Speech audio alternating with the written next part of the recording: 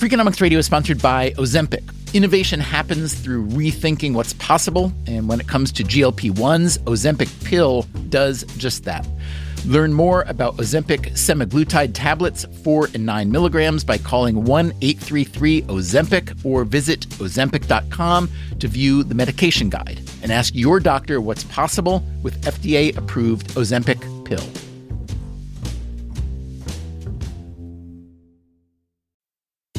Freakonomics Radio is sponsored by Hotels.com.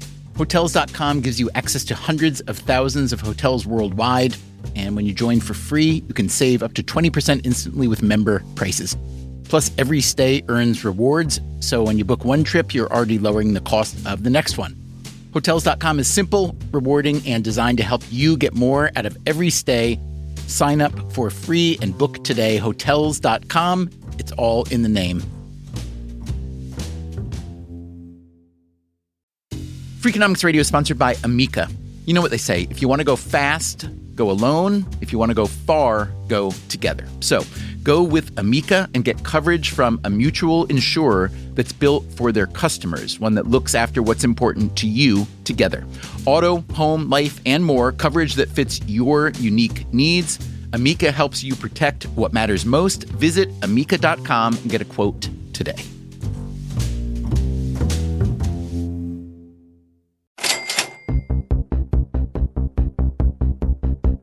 Hey, Levitt. Hey, Dubner. How are you? Good. Nice to see you in New York. It's great to be in New York. Rare treat for me. Yeah, I don't get to New York so much these days. How do you like New York these days?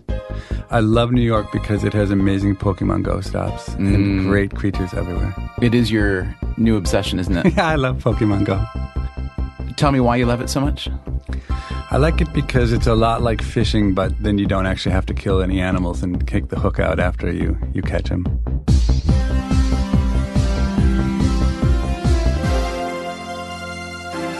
We're recording on the Upper West Side, which is near where I live and work. But this was a bit of a schlep for you. You were staying in Midtown. How'd you get here this morning? Took a taxi. A taxi? Yeah. One of those yellow things? I did. I probably should have done Uber, right? Why'd you take a taxi? And when I'm in New York, taxis seem easier. Everywhere else in the world, I take Uber, but New York is the one place where I take taxis. How do you, as an economist, or how do economists generally feel about Uber? Economists love Uber. Steve Levitt is my Freakonomics friend and co-author. He's an economist at the University of Chicago. Why do he and his colleagues love Uber? Uber is, in many ways, the embodiment of what economists would like the economy to look like, because Uber is a market in some sense, that the prices you pay respond to supply and demand. When there are lots of people looking for rides and not enough drivers, they raise the price. And when there are too many drivers and not enough people, they keep the price low. So that is how economists like markets to work. But that is not the only reason Levitt loves Uber.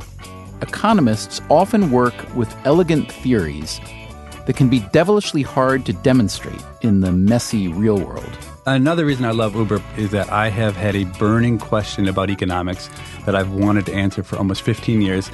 And by using Uber data, I've finally been able to get to the bottom of it. Today on Freakonomics Radio, to the bottom of it we go.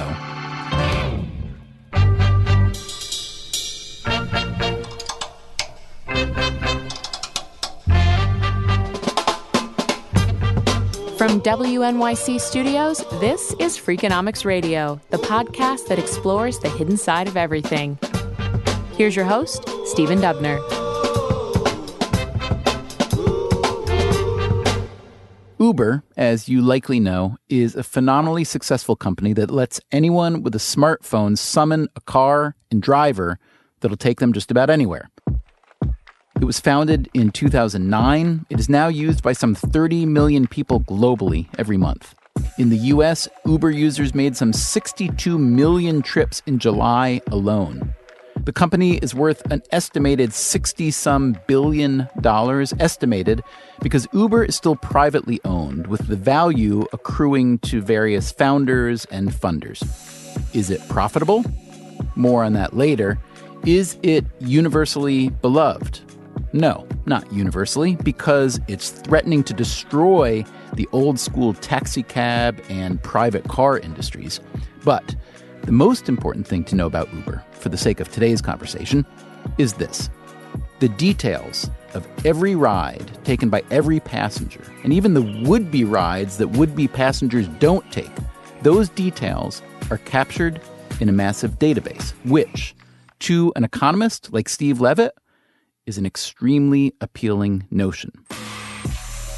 He thought this database might allow him to address one of the central mysteries of his professional life. I've been dreaming of the day I could answer this question, and it probably says a lot about me. The question had to do with what economists call the demand curve. The very first class you take when you go and enroll in economics, introductory economics, typically on the very first day they put a demand curve on the board. And like every other economics student, when I showed up my freshman year in school and saw that demand curve, I just accepted it. I said, well, they put it on the board. It must be real. And I never questioned anything about demand curves. I always just thought of demand curves as something that exists, like buildings or trees. They have sort of a physicality to them. But then when I went to write my own textbook with Austin Goolsbee and Chad Severson, now this is before Freakonomics, so maybe 13, 15 years ago, I actually had to sit down and write about demand curves. And I thought for the first time, wait, what really is a demand curve? And I thought, well, to really bring it to life, I think I have to find one. I have to show one to the students. And I looked around and I realized that nobody ever had really actually estimated a demand curve. Obviously, we know what they are. We know how to put them on the board. But I literally could not find a good example where we could put it in a box in our textbook to say, this is what a demand curve really looks like in the real world, because someone went out and found it. So you're saying that the demand curve as it exists in economics and in economic literature is kind of a fiction or an invention of economists to explain the rest of the transactions around it? Exactly. It's an artificial construct, which turns out to be incredibly valuable for organizing the world and knowing how to analyze problems. And in that sense, who really needs to see one or to find one? But I'm a very tangible person, and I thought if I could really have an example of a demand curve, maybe I could push up the learning of the students. I mean, it took me, 15 years between when I took the beginning economics to when I wrote a textbook to actually think hard enough about demand curves to understand them. I thought if I could show someone a real demand curve, I might help the students learn about it much faster. So what did you do in the case of that textbook? In the case of that textbook, we left empty the box where you would. There's an empty box that says, to be determined as soon as someone estimates the demand curve. Seriously? We didn't literally do that, but we looked and in the end, we didn't really have a very good example. All right. No offense, but to you and your entire fraternity of economists, it does make us wonder how valuable and legitimate any conclusions are about any transactions if we know that you're faking the demand curve. Yeah, so we aren't faking it. So I think that's the wrong way to think about it. What I'd really say is that we completely and totally understand what a demand curve is, but we've never seen one. I don't know if it's fair to make physics comparisons, but you could imagine something like in the old days when the models had figured out something about protons and electrons, but we hadn't actually figured out how to literally see an electron. And we knew it had to be there from the theory, and then it was just a matter of making the colliders go fast enough or whatever it takes to see an electron, and then it was confirmed that they were there. So in economics, it's even easier because it's not that we have to wonder whether demand curves exist or not, because we know they exist because we define them and they're there. But I wanted to touch one. I wanted to hold a demand curve, and I had never had the chance to do that until I took Uber, and it suddenly occurred to me that here was a chance to hold a demand curve in my own hand. Talk to us for a minute about the inherent potential conflict of when a private firm works with or enlists academic researchers to use their own data to write a study. You can't blame people for maybe being skeptical that the ultimate conclusion will flatter the firm, either because an unflattering conclusion might not be released or because the data the firm gives the researchers will be selectively chosen to ensure a flattering portrait. So talk to us about how kosher this is. Yeah, so I think in this particular case, it is extremely kosher, although your worries are not misplaced generally. So I actually went to Uber. I approached Uber, and I tried to pitch them on this project, and they actually said no for about a year. And one of the reasons they said no is because I had a very clear condition for doing the research, is that whatever the results were, I had the right to publish it. And you can understand why a firm like Uber would be nervous about giving that power to an outsider, but I categorically refused to do it any other way. Uber ultimately did give Levitt their data. 54 million user sessions from 4 cities, Chicago, San Francisco, Los Angeles, and New York, from the first half of 2015. The result is a new working paper just released by Levitt and 4 co-authors, including 2 economists who work at Uber. You will recall that the white whale Levitt wanted to chase with the Uber data was a real-life demand curve. There were 2 reasons for this. One is that once you know the demand curve, it tells the people who are producing, the suppliers, it tells them what the right price is for them to charge. Okay, and that's how people usually think about demand curves and why they're important.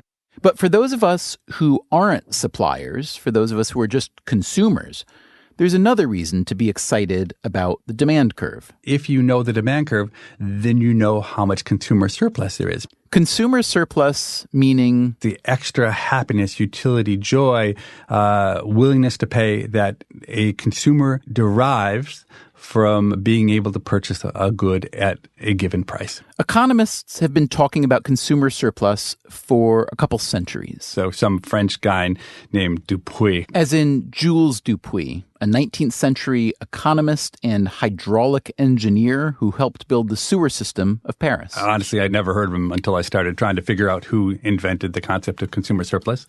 Back in the 1840s, he came up with the idea. So when you're a consumer and you go to buy something, you have to pay a certain price. Let's talk about apples. Okay, let's say you go to the grocery store or the farmer's market to buy some apples.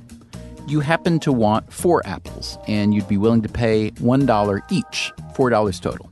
But the apples only cost 50 cents each. So the 4 apples cost you $2 instead of $4. The $2 that you saved from what you would have been willing to pay, that is consumer surplus. And consumer surplus is one of the most important things in economics. One of the incredible beauties of the market system is that for so much of what we buy, we would have been willing to pay way more for it than we actually have to. And a great example is water. Okay, now, how much do we pay for water each month? I mean, I don't know what your water bill is. Mine is maybe $40.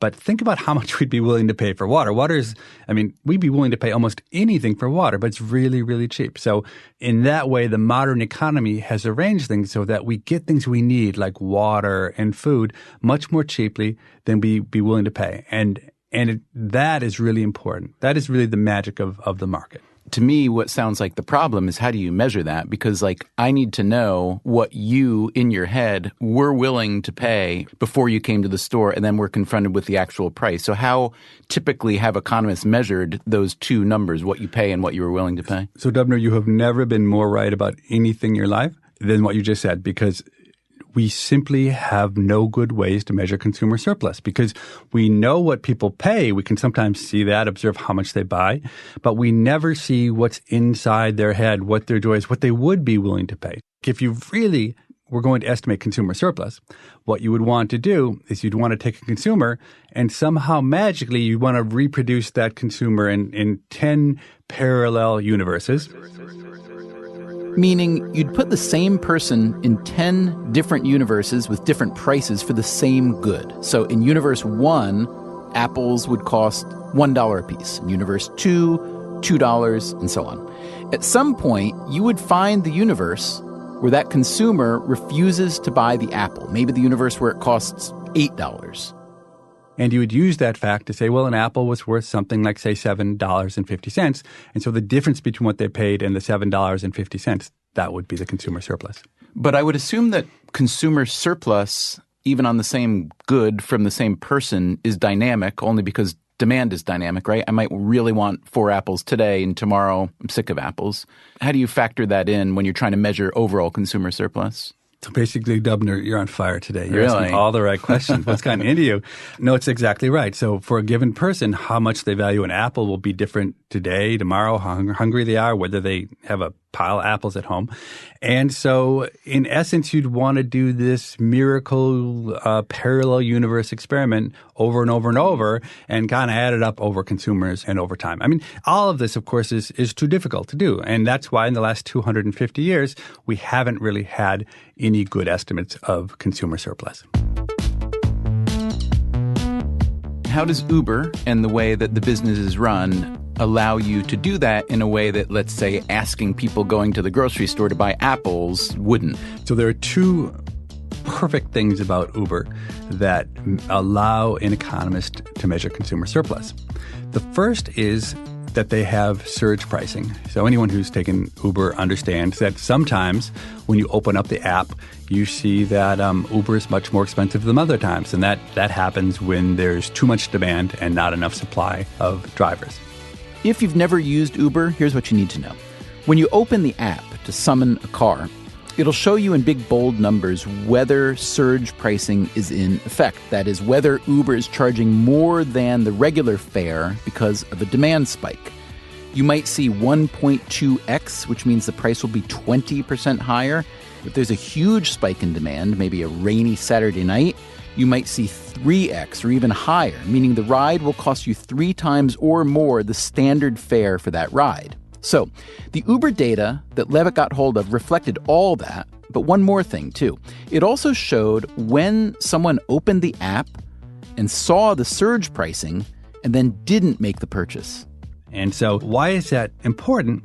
Because the key to estimating a demand curve is having the same consumer or similar consumers face very different prices. Okay. And so what our strategy boils down to in the end is we try to find similar consumers, and one of them opens the app and indeed sees the regular price, surge equals 1, and another consumer who otherwise is essentially identical to that first consumer, they open the app and surge is, say, 2 times. So the price of a trip is twice as expensive for one person as the other. And we then compute how often does someone actually take the trip and pay for the trip when they see the regular price versus when they see a price which is a 2 times surge. So that's a lot like the thought experiment we did before with the apples and parallel universes. Except now we're actually seeing it on a massive scale, with millions and millions of people using Uber, and we see radical difference in prices. Now, that's the first element, and that's really good. But there's something even better and hidden inside of Uber that people aren't aware of. And we have your and my good friend Keith Chen. Keith Chen is head of economic research at Uber and a professor of economics at UCLA's Anderson School of Management. Levitt and I once wrote about a research project Chen did with a bunch of capuchin monkeys where he taught them how to use money. One result was that it led to monkey prostitution. That's a whole other story. So Keith has built an algorithm that basically tells him exactly what he thinks the right surge price would be. But to keep things simple for customers, they only have regular price, surge equal to 1. And then sometimes it will be 1.2 or 1.3 or 1.4, but they always do rounding. So if they predict that you're like 1.25001, then they show you 1.3.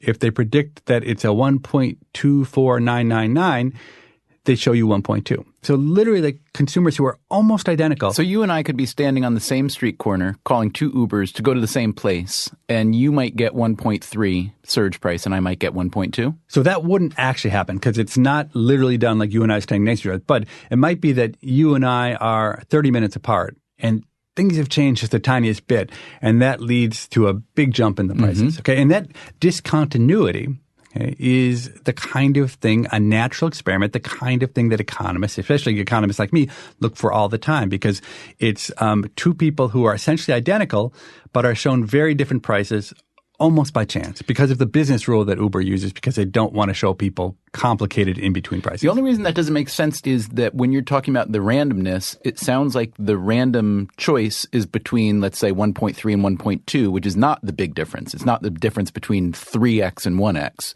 So how does that small rounding up or rounding down help accomplish the bigger goal? Tubner, that's another amazingly perfect question. You had your economics Wheaties this morning. You're exactly right. So what we do is we use a series of little discontinuities. So between 1.2 and 1.3 and 1.3 and 1.4 and 2.4 and 2.5, we use a series of little tiny breaks. Okay, they're small relative to going from 1 to 5, but each of them, we have so much data. We have so many millions of observations that at each of those separate discontinuities, we can estimate the sensitivity of consumers to changes in price.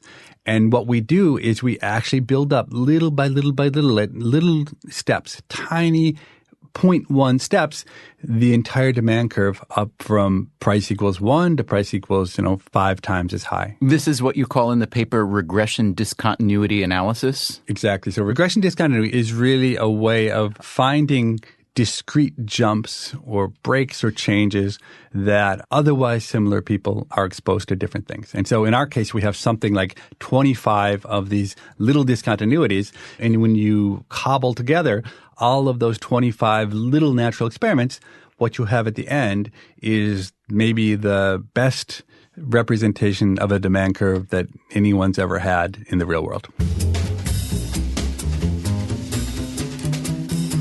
Levitt, talk for just a second about surge pricing generally as an economic concept. So let's say there's a big storm forecast and a hardware store triples the price of flashlights and batteries, which in a lot of places is not allowed. There are what are called anti-gouging laws, and people get really upset about that. But how does that kind of price spike look to an economist and not someone who's just wanting to buy a flashlight?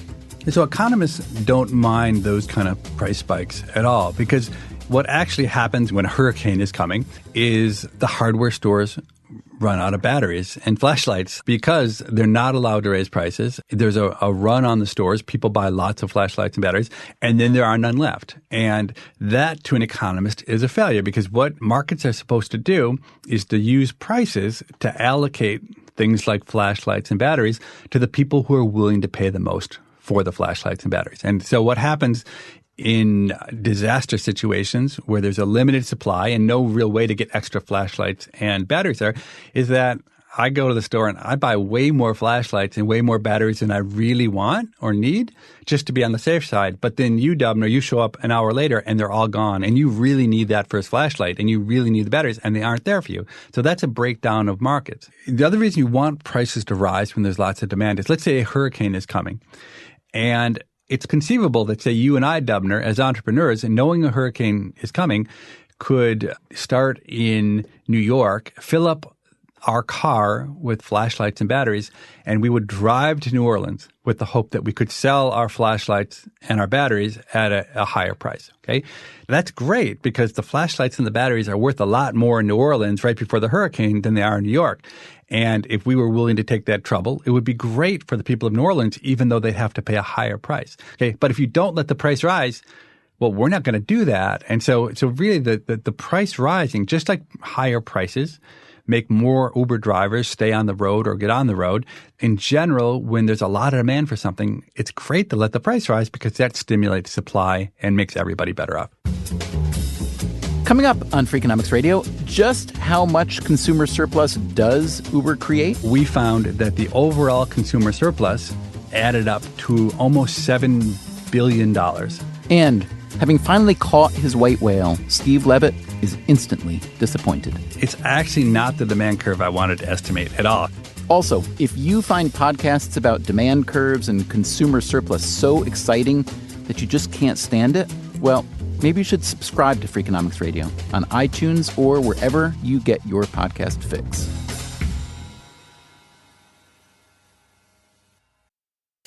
Freakonomics Radio is sponsored by Ozempic. Innovation happens through rethinking what's possible, and when it comes to GLP-1s, Ozempic pill does just that. Learn more about Ozempic semaglutide tablets, 4 and 9 milligrams, by calling 1-833-OZEMPIC or visit Ozempic.com to view the medication guide and ask your doctor what's possible with FDA-approved Ozempic pill.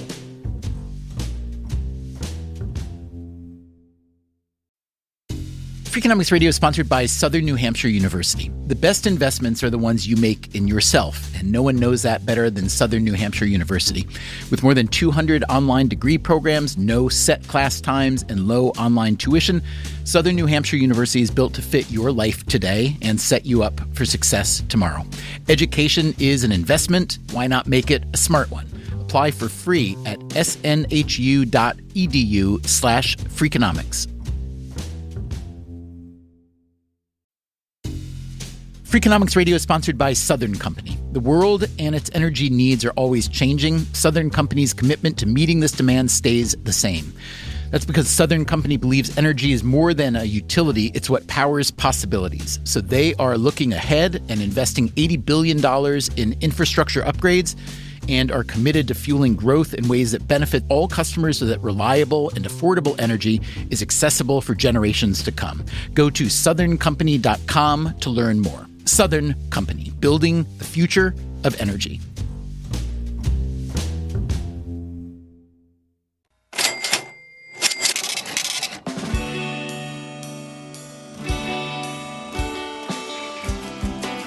Steve Levitt and some colleagues used a massive database from the ride-sharing company Uber to try to measure what economists call consumer surplus. Basically, how much utility you get from something minus what you actually paid to get it.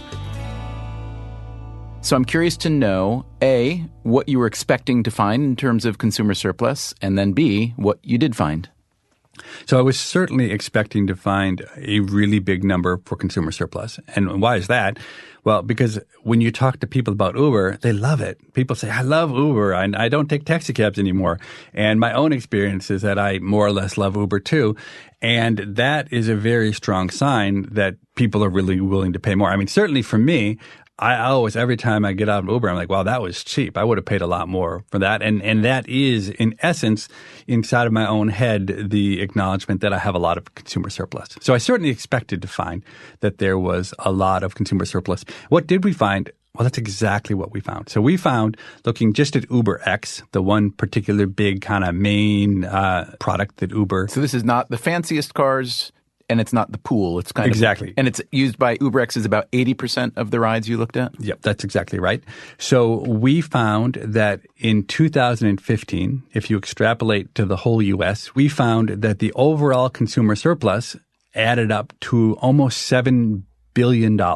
So people spent about $4 billion on Ubers, but they actually would have been willing to spend about $11 billion. So for every dollar people spend on Uber, they got about $1.50 worth of extra joy they would have been willing to pay on average above and beyond what they did pay. And to put into context just how big this consumer surplus is, the total amount of money that went to what Uber calls the driver partners, the people who are driving the cars, was something like $2.5 billion. So the consumers got more than twice the benefit of all the money that went to the drivers. And Uber itself only got to keep about $1 billion. So if you look at the amount that Uber, the company, kept relative to the amount that the consumers got to keep 6 times as much. Now, to be clear, that consumer surplus is spread out over many more consumers than there are Uber stakeholders, or for that matter, drivers. But Levitt's finding would seem to provide ammunition for Uber itself and others who want to promote ride-sharing and other resource-sharing services like Airbnb. So if I'm Uber, I have your study in hand and I say, hey, Steve Levitt says we're creating $7 billion in consumer surplus in the U.S. alone in 1 year. That would seem to be the hammer with which I could smash all government resistance to Uber. So how do you think about this piece of research and research like this affecting policy? So I don't know if it's the hammer that changes everything, but for me, I think it should change the discussion. To date, the discussion about Uber has almost always revolved around the idea that there are people who are hurt by Uber, and those would be in particular the taxi cab medallion owners. Okay, and they're clearly hurt by Uber because they own an asset. They own a monopoly right to control how many cars on the street are allowed to drive people around. And what's the magnitude of their loss to date? Do you know roughly? So we don't have great estimates of that, but it's, it might be on the order of $1 billion or something like that. Let's say I own a medallion in New York or Boston, whatever. You think it's like 20, 30, 40% worth 20 or 30, 40% less now than it was pre-Uber? It turns out they don't change hands very much, so it's hard to know for sure. But my guess, based somewhat on research and somewhat on intuition, is that the value of the medallions have fallen more than half in a place like New York. Essentially, monopolies are very powerful, and the cities had created monopolies through regulation. And when that monopoly gets broken, the loss of future profits is really, really quite large. But many people have looked at the drivers, the taxi cab drivers, and felt that they were losing a lot. But in actuality, I think that's probably not true. One of my economist friends, Judd Kramer, has written a paper, and in using pretty simple economics, his conclusion is that the taxi cab drivers really haven't been helped or hurt very much, which makes a lot of sense because essentially there's always been free entry to be a taxi cab driver. And with Uber, now there's another option for taxi cab drivers that if they have their own car or want to rent a car, they can drive Uber. But the people who, without a doubt, are being absolutely crushed by Uber are the people who own the taxi cab medallions. And there's just no way to get around that. They are the losers. And that is the nature of a market economy, is that when a new technology comes in that turns out to be a lot better for matching customers to vehicles to drive them around, and that breaks a monopoly, that those people will lose, and they will lose badly. And of course, they'll be very loud. Nobody likes to be the one who loses. But I think in this case, it's really inevitable. It's very hard to see any other future path other than medallions not being worth very much. Uber has not replaced taxi drivers. That's Jonathan Hall. I'm the head of economic research for public policy and legal at Uber. He's also one of Levitt's co-authors on the Uber paper. So we compete vigorously for riders and for drivers. One perk Uber likes to offer is flex time. For example, the median Uber driver partner drives 10 hours a week. So it's not a full-time position. In New York City, the median driver drives significantly more than that. And one of the reasons for that is that there's a substantial requirement on insurance that requires that the car that the driver has be insured all of the time. And the result of that is that there's a strong economic incentive for drivers to drive a lot because they don't want to pay for a full-time insurance policy and then only drive part-time. They'll end up losing money. So we're encouraging policies that mandate things like insurance during the time when a driver is driving, but do not restrict part-time drivers from joining the platform. Uber embodies what economists believe should happen with the labor market, because one of the real problems with jobs in places like the U.S. is that they tend to be full-time or part-time. And you have to be there for 40 hours. You have to be there from 9 to 5.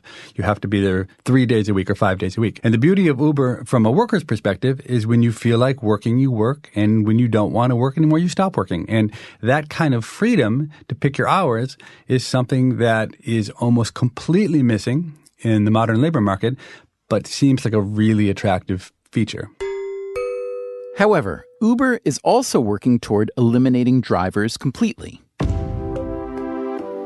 Like just about every other automotive or transportation company on Earth, it is moving as fast as it can toward autonomous vehicles. Just last month, Uber started offering rides in Pittsburgh in Volvos that drive themselves. Jonathan Hall imagines wide-ranging consequences. The first is that the cost of getting from point A to point B will be much lower. Without paying somebody to drive the car, the cost of the ride will be lower. And so people will be encouraged to, rather than own their own cars, use services like Uber to get around. I think the more exciting opportunity than just that is that it will unlock a large number of people from, instead of driving in circles, doing other more productive things. What kind of productive things? I can't see the future, but we have exciting pilot programs that we've done. For example, Uber Flu, which we've done a few times, where people in Ubers are dropped off to deliver flu shots. So I think that you'll see that lots of services that are not currently delivered in home will start to be delivered in home because of the low cost of delivering them. So that might sound appealing from Uber's perspective, and maybe yours too, but replacing all those human drivers with autonomous cars, well, that is part of a much larger and thornier conversation about technology and jobs, a conversation we've been having pretty regularly on Freakonomics Radio. For just a couple examples, you could check out an episode called How Safe Is Your Job? Or the one called The Future Probably Isn't As Scary As You Think. We also made an episode called Regulate This, which is about how companies like Uber and Airbnb are fighting government regulators. The other tricky part about predicting the future, like whether Uber Flu would even be viable, is that, well, it's hard to predict something like consumer demand. Remember, economists haven't even been very good at measuring the existing demand curve. That's what got Steve Levitt excited about the Uber data in the first place, and it worked. So it sounds like you found the unicorn or climbed Mount Olympus, whatever. You've found in the natural world the perfect demand curve, yes? I wish that were really true. We have estimated really, really well a demand curve. The only sad part about this, okay, I'm so excited to have estimated a demand curve, is that it's actually not the demand curve I wanted to estimate at all. It's the only one I could estimate, but not the one I really wanted. So for public policy, like in deciding how to regulate Uber, for instance, the demand curve you'd love to have is what we'd call a long-term demand curve. So we want to know how consumers would respond over the course of, say, 6 months or a year to changes in the pricing of Uber. And that would give them time to respond and make other kinds of accommodations if Uber either got more expensive or less expensive. The actual demand curve we estimate is really almost like you call it an instantaneous demand curve. Okay, I open the app, I either buy it or not. Talk for a minute about how surge pricing with Uber affects demand. How much does it fall, if at all, between 1.2 times normal and 1.5 times normal? What's the shape of that decline? So the elasticity of demand that we estimate overall turns out to be a number, which is like a negative 0.6 or negative 0.7. So what does that mean? That means that when the price of Uber, say, doubles, it means that the demand for Uber only falls by about 40%. So that is what an economist calls inelastic demand. And inelastic demand is a sign that people are not very sensitive to price. That would suggest to me, again, not being an economist, that what you're trying to use price hikes for is to create an equilibrium, right? To have supply meet demand in the right place where you want it to be. So that sounds like you're not getting there. Uber's not getting there. Does that imply that surge pricing is just not going high enough to create the equilibrium? And if so, is that just out of public relations that it doesn't go higher? So that's, again, another really good question.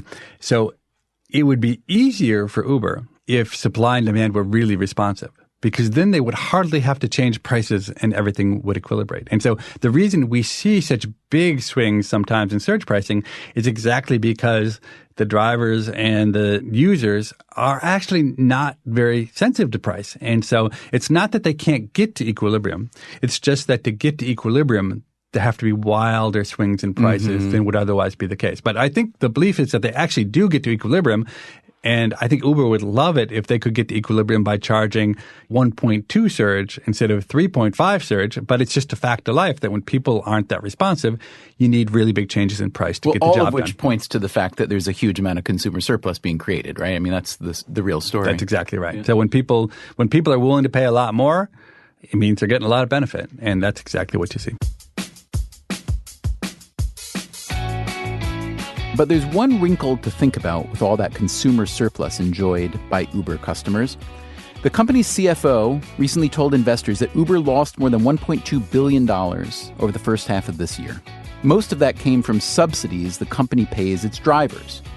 How long can something like that go on? Well, as we said earlier, with a valuation north of $60 billion, probably quite a while, but not forever. Which means that Uber may well have to raise prices to cover that shortfall, which would probably begin to chip away at that massive consumer surplus that Steve Levitt and his colleagues found.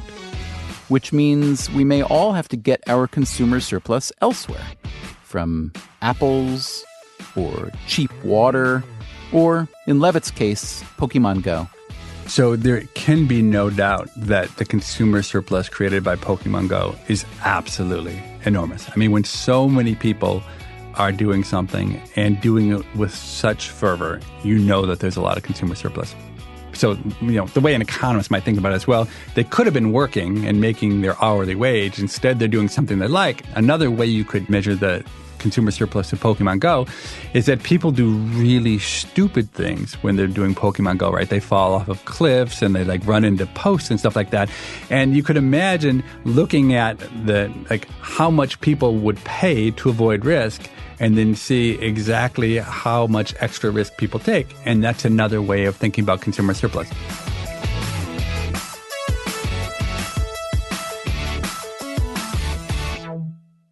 Coming up next week on Freakonomics Radio, we talk with Libertarian Party presidential candidate Gary Johnson. Right now, 65% of Americans don't even know that I exist. There are a lot of different kinds of libertarians, as you well know. Some of them are, we shall say, a little outrageous. Are you ever embarrassed to be part of the Libertarian Party? No, I'm not. And I don't want to say that the Libertarian Party has a corner on the freak market. Just how freaky are the libertarians? And how electable? That's next time on Freakonomics Radio.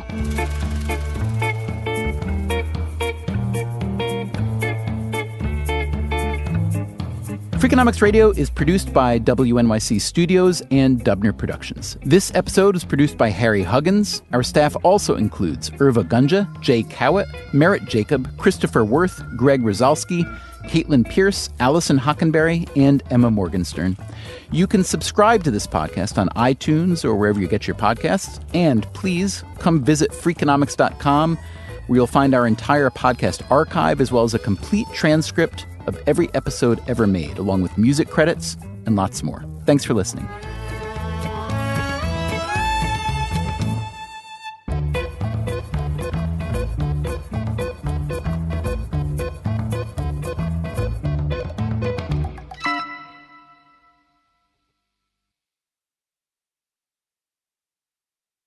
This podcast is sponsored by Made In Cookware. Made In partners with multi-generational artisans and some of the world's best chefs to create professional quality cookware, knives, and kitchen tools. Their products are trusted in Michelin-starred restaurants worldwide and designed to perform just as well in your kitchen.